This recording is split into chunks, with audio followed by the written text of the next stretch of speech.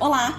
Se você está aqui, eu vejo que você quer se aprofundar mais no assunto, saber mais para entender melhor o seu filho ou a sua filha. E hoje eu tenho um grande desafio nesse vídeo, que é aprofundar mais, te conduzir para algo que não está óbvio, que vai além do que já foi dito no primeiro vídeo e que você não encontra essa informação em outros lugares. E para isso eu preciso da sua total atenção neste momento. Eu sei que se você está aqui, você está comprometida em mudar essa situação. Então, se você puder, desligue outros aparelhos que vá tirar a sua atenção, porque as informações que eu vou passar agora são realmente transformadoras. Você vai entender de verdade por que é que o seu filho tem esse sono agitado, picado, terror noturno, só dorme grudado no peito ou no colo, não fica no berço, só dorme junto na cama, não quer ficar no quarto sozinho. Ufa, tem bastante informação que você vai entender se você assistir até o final. Então, vamos lá! Bom, para começar, qual é o principal órgão que regula, que organiza, que coordena as funções do sono? Você concorda que é o cérebro? E de onde vem o cérebro dos nossos filhos? Será que eles nascem e o cérebro começa magicamente a funcionar no momento do nascimento? Bom, a resposta é que os primeiros órgãos que começam a se formar logo que existe, vida, surge a vida no momento da concepção, são o cérebro e o coração. Então, o cérebro, logo que surge a vida, começa a se desenvolver numa velocidade impressionante, que nunca mais vai acontecer nessa mesma intensidade pelo resto da vida. Então, durante a gestação, o cérebro se desenvolve imensamente e vai gravando todas as informações que ele precisa para sobreviver depois de nascido. Portanto, quando o bebê nasce, o cérebro já vem funcionando e não está totalmente maduro. Lógico que o cérebro continua a se desenvolver, mas as funções básicas, fisiologia, respiração, ciclo do sono, tudo isso já está em pleno funcionamento desde a gestação. E o que é que interfere na formação cerebral? Como você acha que se forma o cérebro dos bebezinhos? Bom, tudo o que a mãe grávida sente e pensa é comunicado por meio de neurohormônios ao seu filho por nascer. Assim como o vírus de um computador corrompe gradualmente os programas de qualquer sistema que ele infecta, também a ansiedade, depressão ou o estresse da mãe alteram a inteligência e a personalidade, pois recriam aos poucos os circuitos do cérebro, tá? Esse é um trecho retirado desse livro, O Bebê do Amanhã. Então aqui ele está falando resumidamente que as questões emocionais interferem na formação cerebral e, como eu disse na aula anterior, o bebê é um ser extremamente consciente. Desde o momento da concepção, ele tem plena consciência. Veja aqui no trecho desse livro o que é a psicologia pré-natal.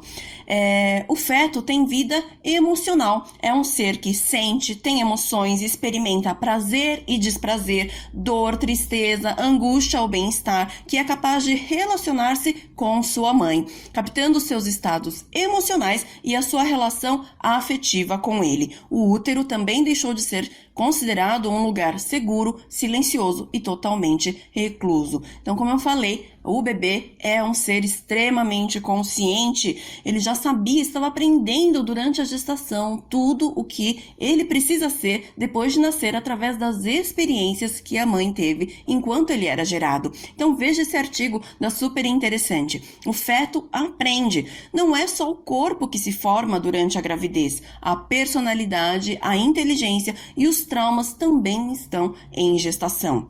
Então, grande estresse na gestação, seja no relacionamento, trabalho ou família, ou por conta de perdas, acidentes, doenças, luto e etc., sinalizam ao cérebro, através dos altos níveis de cortisol, que este deve se desenvolver de uma forma alerta e hipervigilante. Lembrando que isso é um mecanismo de sobrevivência que acontece enquanto um ser está sendo gerado. E eu falei na aula passada sobre os efeitos do cortisol no aqui e agora, no momento presente, como isso interfere no nosso organismo. Mas e durante a gestação, qual foi o efeito que o cortisol deixou nos bebês em formação?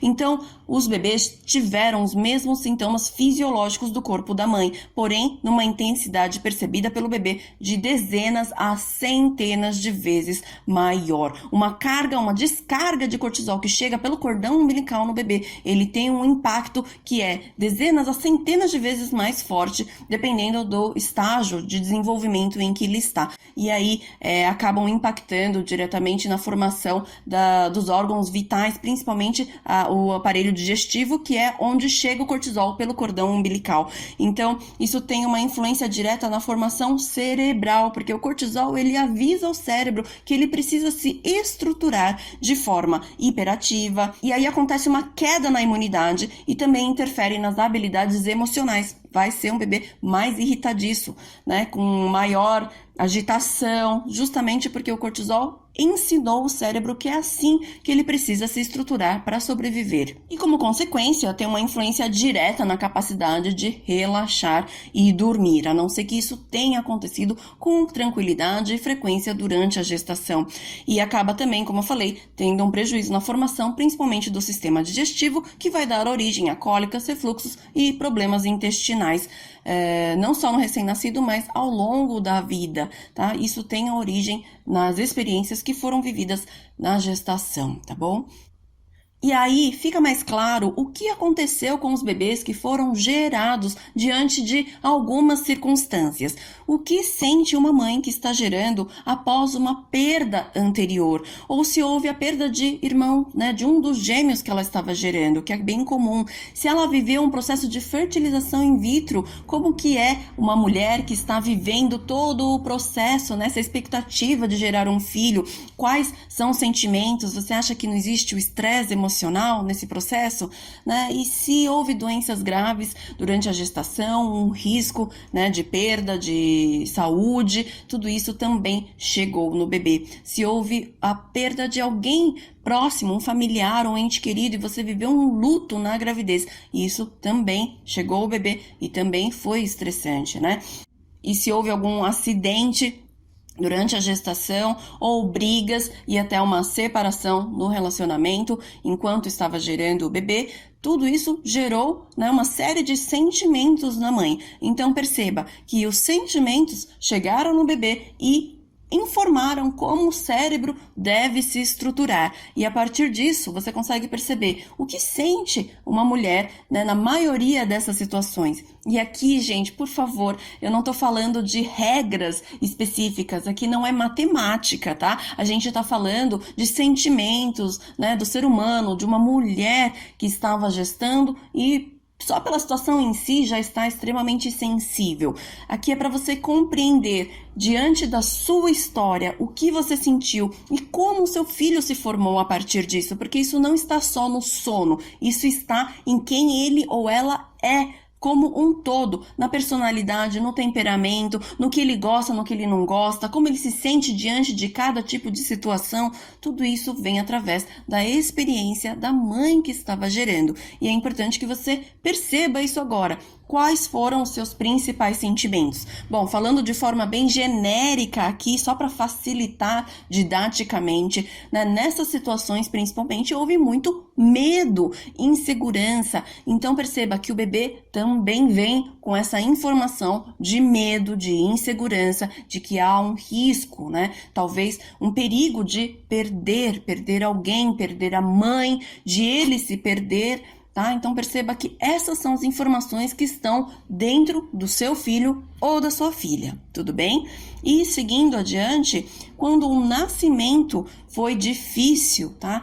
E eu sei que existem infinitas histórias de nascimento, e também aqui não é uma regra, como eu falei, não é uma ciência exata. Vou falar de forma genérica para facilitar o entendimento, tá? Usando essa didática aqui para levar essa informação até você. Então, por favor, não precisa levar a ferro e fogo, mas de uma forma bem geral. Nascimentos difíceis, com medo ou estresse no parto, isso também está no filho, na filha, ok? As informações que chegam no momento do nascimento são as mais impactantes, são os registros mais profundos que temos na nossa vida são do momento do nascimento, tá ok? E cada tipo de nascimento tem um significado, tem uma consequência bem específica, molda um tipo de personalidade, um roteiro emocional que a gente leva para o resto da vida. Até hoje, eu, você, todos nós, na vida adulta, estamos repetindo a história do nosso nascimento.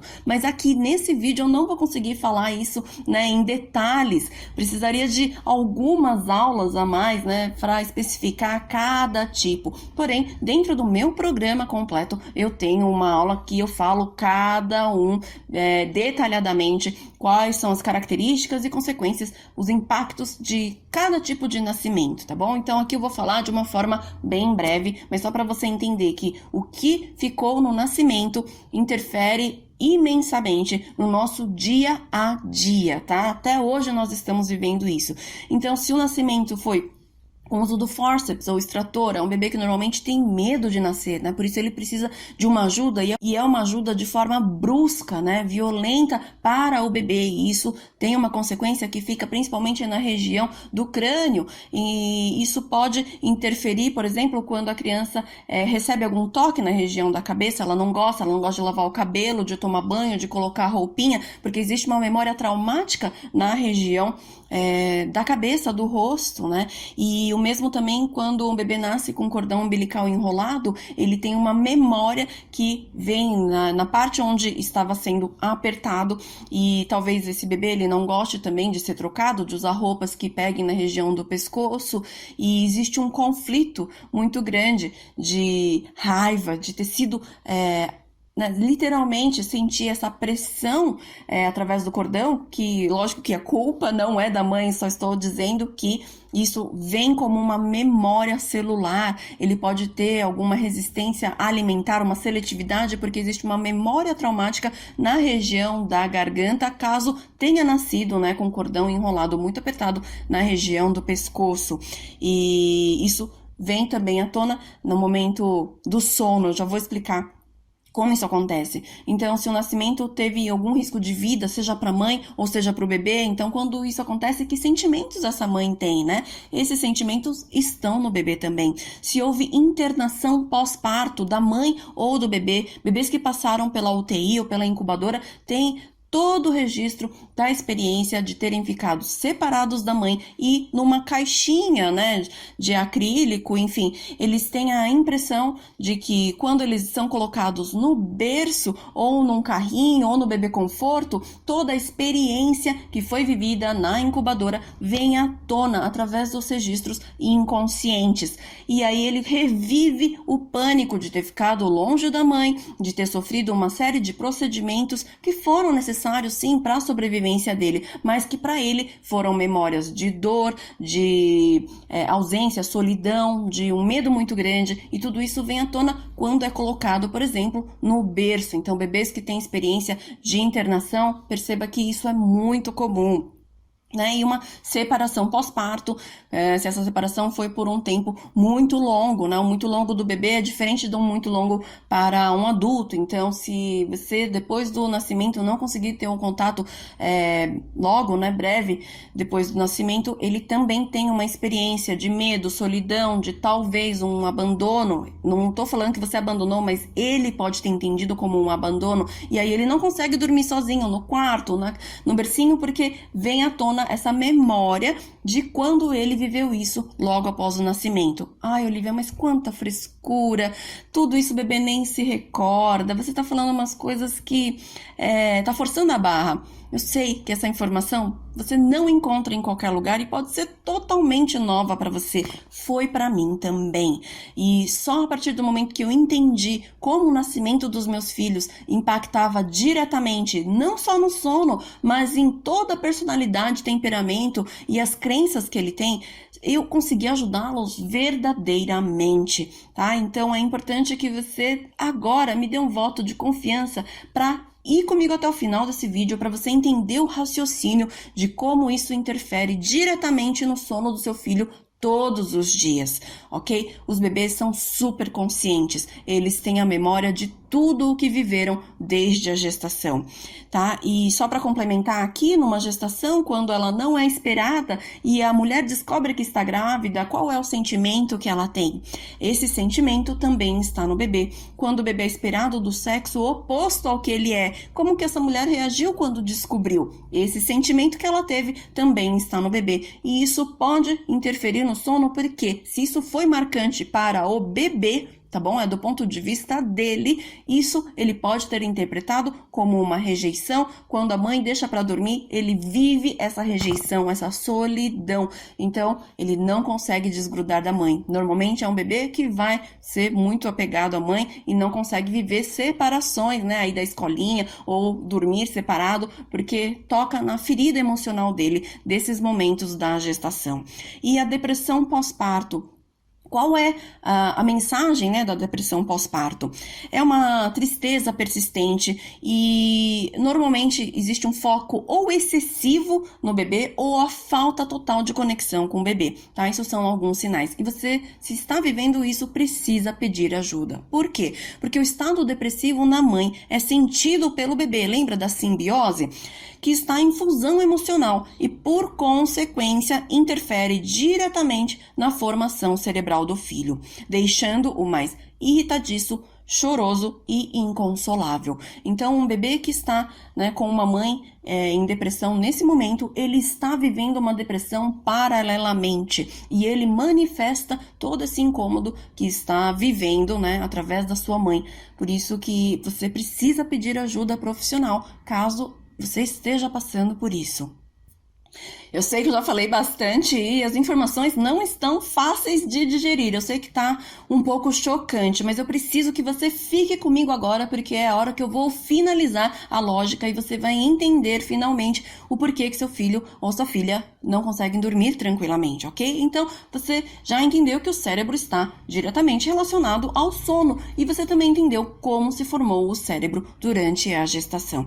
Então, aqui um artigo da revista americana, né, American Scientific, que é uma das revistas mais respeitadas na área da ciência, um trecho retirado diz: a necessidade de sono REM começa ainda no útero. Em um recém-nascido, ocupa aproximadamente 80% do tempo total de sono. Depois dos 10 anos, estabiliza-se em torno de 25%. O que é o sono REM? Falando assim bem basicamente, é o sono profundo, é o sono pesado, de extremo relaxamento, tá bom? Então, só para você entender que o bebê precisava desse sono REM tranquilo durante a gestação para que isso continuasse acontecendo depois de nascido, tá ok? E, ao contrário das hipóteses dos primeiros fisiologistas, sabemos que o cérebro todo participa em diferentes graus da organização, regulação e manutenção do sono, tá ok? Então, só para a gente entender claramente que todo o cérebro funciona, né, cuidando do ciclo do sono. E falando basicamente do ciclo do sono infantil, caso você não saiba, é assim, ele começa com uma sonolência, cai no sono profundo, que é o sono REM, e depois ele vai voltando para o sono leve até acordar e assim vai. O sono do bebê ou da criança, né, varia o período, depende da idade, né, que ele está, então pode ser um ciclo de 1 hora, vai aumentando para 2 horas, 3 horas e assim por diante. E eles vão em ciclos repetindo essa sequência. E a gente já entendeu que o cérebro todo participa, né, organizando esse ciclo. O que é novo, que você precisa saber para entender finalmente, é que em um determinado momento, que é durante o sono profundo, que é o sono pesado mesmo, uma parte do cérebro chamada amígdala cerebral é ativada. Essa parte do cérebro é conhecida como a casa das memórias emocionais. Então, todas as experiências que nós sentimos, que houve uma emoção, estão armazenadas neste local. E durante o sono profundo, a amígdala cerebral é que está atuando, ela é ativada. E o que acontece? todas as experiências que foram traumáticas vêm à tona durante essa fase do sono profundo. E aí, o que acontece quando essas memórias traumáticas vêm à tona? Acontece que o corpo começa a produzir cortisol. E aí, o cortisol começa a mudar a pressão sanguínea, a respiração, desloca, né, o fluxo sanguíneo. E começa a colocar o organismo em estado de hipervigilância, de vigília, de alerta e impedindo o sono profundo. E é justamente por isso que os bebês tendem a acordar de hora em hora, a cada 2 horas, a cada 2 horas e meia. Por quê? Porque a hora que o bebê vai saindo do ciclo, começa a cair no sono profundo, vem à tona as memórias da gestação, do nascimento, e por isso que eles acordam chorando, querem a mãe, porque os sentimentos que estão guardados na amígdala cerebral vêm à tona e começam a tomar conta, mudando a fisiologia do sono, que deveria ser de tranquilidade e relaxamento, mas porque as memórias guardadas não são de tranquilidade e relaxamento. E aí, esse tipo de sono tem até um nome científico, que é o sono paradoxal, que é justamente isso, porque que um indivíduo que deveria estar restaurando toda a sua energia, porque é que ele entra num estado de estresse durante o sono, justamente por conta das memórias emocionais que interferem durante o sono profundo. Então perceba, reflita um pouquinho o que sente um filho ou uma filha que dorme grudado no peito ou só dorme no colo. Que sentimento é esse que está relacionado a isso? Perceba aí. Eu diria que é um medo muito grande, né? Houve medo na sua gestação, por qual motivo? E um bebê que não quer ficar no berço ou no quarto, além de um medo associado, um pânico, né, de ficar sozinho, porque tem uma experiência que para ele foi traumática, de ter estado sozinho, ou de achar que foi abandonado, ou que ele foi rejeitado, se ele não foi uma gestação planejada, se houve alguma perda, briga, separação, tudo o que foi vivido na experiência e que remete quando ele tem que ficar sozinho, desprotegido. Então perceba aí os sentimentos que estão atuando num bebê que se comporta dessa forma. E os bebês que têm terror noturno. O terror noturno, que a medicina diz que não tem o que fazer, não tem explicação, ou é porque o bebê viveu muito estresse durante o dia. Não, não é durante o dia, é durante a gestação ou o nascimento. O terror noturno, na verdade, são aquelas reações, né, exacerbadas de choro, de pânico, nada acalma a criança, justamente porque a amígdala cerebral está trazendo à tona uma experiência que para o bebê foi demais e ele não deu conta e ele está revivendo essas memórias, porque quando ele caiu no sono profundo, a amígdala trouxe à tona essas experiências. Então, isso é o terror noturno, né? E o bebê que acorda várias vezes por noite, você já entendeu, dependendo da idade do seu bebê, o ciclo do sono varia, né, de tempo, e aí quando cai no sono profundo, vem à tona os sentimentos que ele já experimentou antes e que foram difíceis para ele. E o bebê que tem o sono agitado tem relação direta com as experiências vividas durante a gestação. Bom, isso ninguém fala para você. E agora faz sentido para você ficar falando em rotina, em arrumar, né, fazer a higiene do sono, em mudar a alimentação, ou dar ou não dar o peito, e outras coisas que são mais comuns que a gente vê por aí. E eu não estou falando que não precisa ter rotina nenhuma, que você pode, né, fazer bagunça e deixar a luz acesa. E não estou falando nada disso, só estou falando que a questão é muito mais profunda do que isso. E você já viu um pediatra, um obstetra ou uma consultora perguntando todo o histórico da gestação e do nascimento para entender aonde que o bebê está, né, com a dificuldade, da onde que vem, e poder reparar esses sentimentos para que o sono tranquilo aconteça? Você já foi perguntada sobre isso? E justamente faz sentido aplicar técnicas para todos os bebês sem levar isso em consideração? Faz sentido para você, sendo que as histórias são tão diferentes? Um bebê que viveu, né, experiências muito traumáticas na incubadora, ele não pode ser forçado a ficar num berço, porque isso é extremamente aterrorizante para ele. Imagina agora que, vamos supor, você sofreu um acidente aí num elevador, uma uma queda e você ficou em pânico. No dia seguinte, uma pessoa te obriga a entrar nesse elevador novamente. Como você se sentiria se todo dia alguém tenta te empurrar para dentro deste mesmo elevador? Percebe como isso é totalmente incondizente, incoerente, e é isso que a gente acaba fazendo com os bebês quando a gente não tem essa informação. E aí eles não conseguem ficar no carrinho, no bebê conforto, e a gente acha que tem alguma coisa de errado, né? E a gente precisa ensiná-los na marra. Então aqui você já entendeu o porquê o seu filho, a sua filha tenha dificuldade em dormir. E a minha pergunta agora, que eu quero deixar ao final dessa aula é: então, qual é a solução? Se você entendeu profundamente, basicamente, o que eu quis passar nessa aula, você já tem uma resposta que eu imagino que esteja vindo aí à sua mente. Eu vou falar sobre isso no próximo vídeo, os meios de solução. E muitas mães, centenas de mães que eu já pude ajudar através deste conhecimento, têm algo a dizer para vocês. Sou Letícia, mãe da Isabelle.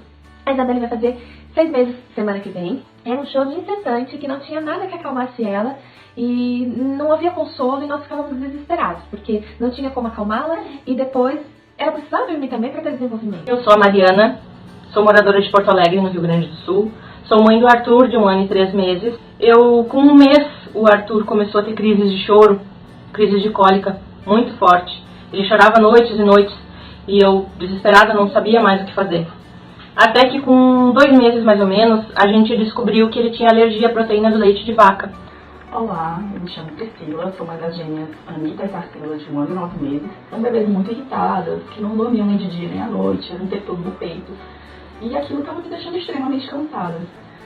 Olá, meu nome é Ali, tenho 2 filhos. O sono dele não era um sono tranquilo. Eu ficava querendo entender por que daquilo, mas quando ele acordava, era um grito, era um desespero. Mas as crises de choro não iam embora, as cólicas não iam embora, ele chorava cada vez mais, brigava muito para dormir, era muito irritado. E apareceu o vídeo da Olivia pra mim no Facebook. Eu, no primeiro momento, assisti, mostrei pro meu marido. A gente ficou meio assim, né, inseguro. E mais eles que eu, achando que não tinha nada a ver. Mas passou uma semaninha, assisti de novo. E eu percebi que algumas coisas faziam sentido nos meus sentimentos da minha vida. E depois, quando eu assisti pela terceira vez, eu falei, eu vou pagar pra ver. Fechei o curso. Devorei as aulas da Olivia. Tive a sensação de que cada vez mais as coisas faziam sentido na minha vida. Então, um belo dia, rolando a timeline do Facebook, apareceu um vídeo da Olivia. Me deu vontade de assistir aquele vídeo, até porque falava do sono do bebê. E minhas bebês eram péssimas para dormir. Então eu pensei, nossa, um sinal divino, isso vai me ajudar. Porque essas coisas de deixar o bebê chorando e tal, aquilo ali nunca consegui, nunca gostei. Eu, de princípio, fiquei receosa, fiquei com o pé atrás, assim, não sabia se confiava, se não confiava. Vi os vídeos que a Olivia publicava e pensei, por que não? Então, resolvi apostar e fazer o curso com a Olivia. Bom, dali pra frente, com 1 semana, o Arthur dormiu uma noite inteira. Eu até acho engraçado, porque eu me lembro muito bem da noite, que quando eu acordei de manhã, eu pensei, nossa, o Arthur não acordou, o que será que aconteceu, né? Será que ele tá bem? Aí ele tinha dormido uma noite inteira. Incrível, incrível como ele mudou a forma de acordar. Impressionante. Ele nem chorava, assim, pra eu perceber que ele tinha acordado. Ele simplesmente ficava calmo, brincando, até eu ir lá. E eu falava, nossa, o que foi que houve? E eu posso dizer que na primeira semana a gente já viu o resultado. Porque eu tinha o carro na garagem e eu era presa em casa. E então eu consegui ir pro supermercado com a Belle sozinha, fiz compra com ela no Zing, voltei, ela dormiu no caminho, eu tirei o bebê conforto, ela continuou dormindo e eu consegui guardar todas as compras. Isso pra mim foi uma alegria sem fim, foi transformador, porque imagina, eu não conseguia sair de casa, eu não conseguia fazer um xixi, não conseguia fazer nada. Até meu marido assim comentou no dia seguinte que realmente o negócio era poderoso. E com as minhas bebês também, ficaram muito mais tranquilas e tal. E aquilo assim me deixou encantada. E não só transformou a minha vida, a vida do Arthur, como transformou a vida da minha família. E esse conhecimento que nós adquirimos é um conhecimento que vai nos ajudar em todas as dificuldades que a gente tiver na nossa vida. Só tenho a agradecer a Olivia por ter cruzado virtualmente os meus caminhos, mas que apesar de ser virtual, ela sempre está muito presente. E na comunidade que a gente faz parte, ela sempre traz ensinamentos muito, muito valiosos. Sinto assim uma gratidão enorme porque transformou a minha vida, transformou a vida da minha família. Muito obrigada, Olivia, e aos florais também.